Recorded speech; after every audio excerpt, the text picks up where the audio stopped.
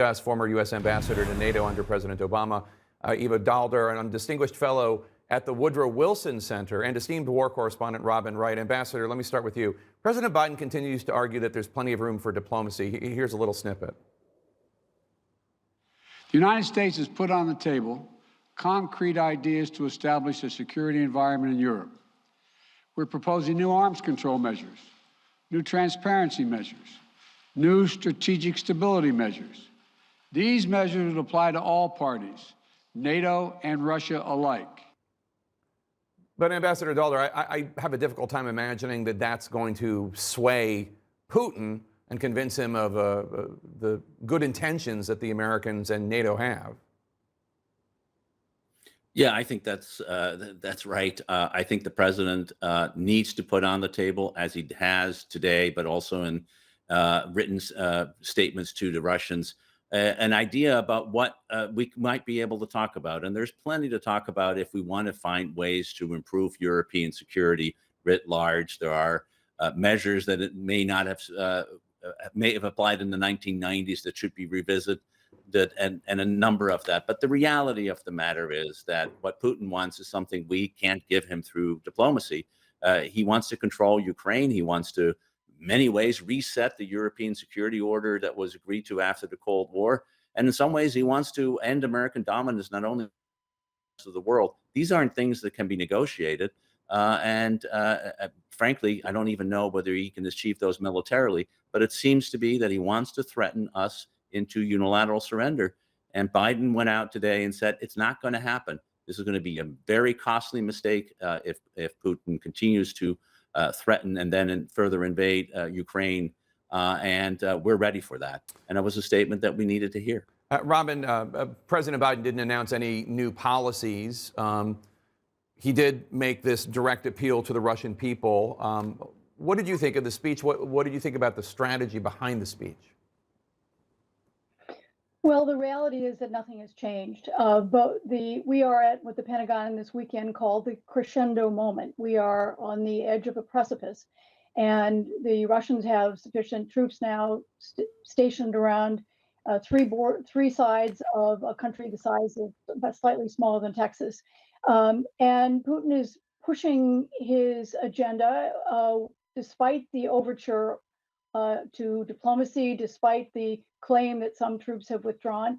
And, you know, nothing is negotiable when it comes to the fundamentals. I think Vladimir Putin is the four factors that produce this crisis are still very much in place. He looks at it very differently than we do. We look at it logically in terms of what can we do to compromise on these issues of European security. And Putin looks at Ukraine as something that is part of historic Russia dating back more than a millennia. And on those grounds, there's very little room for compromise.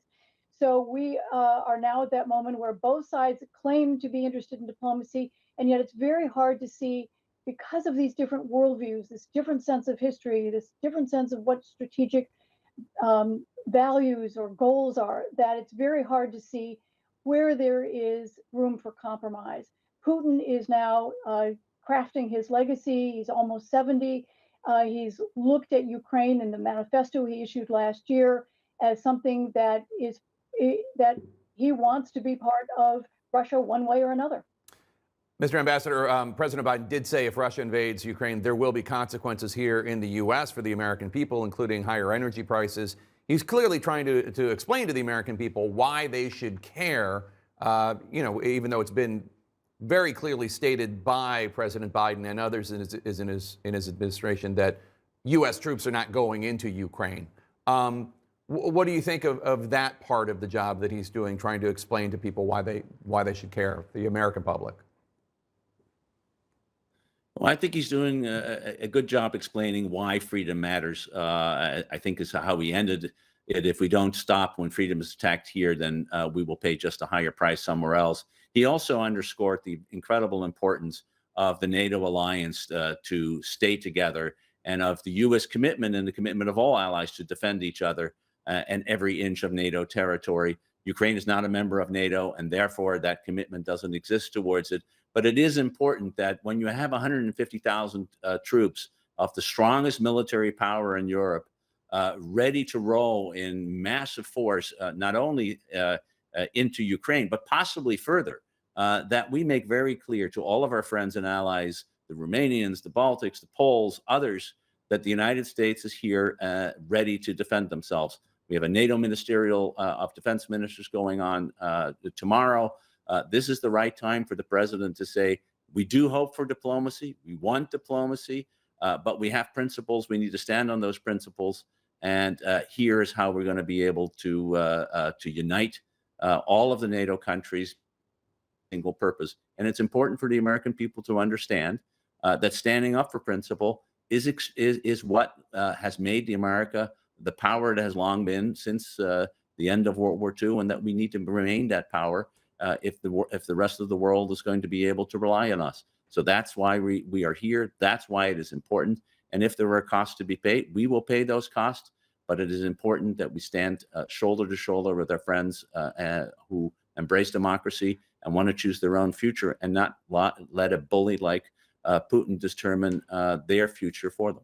Robin Wright, any final thoughts? What do you think the American people should prepare for? Do you still think Putin is going to invade? If I were a betting woman, I suspect that his interests are in exerting his influence one way or another over Ukraine. I think the important thing to remember in all of this is that the issue is not just Ukraine.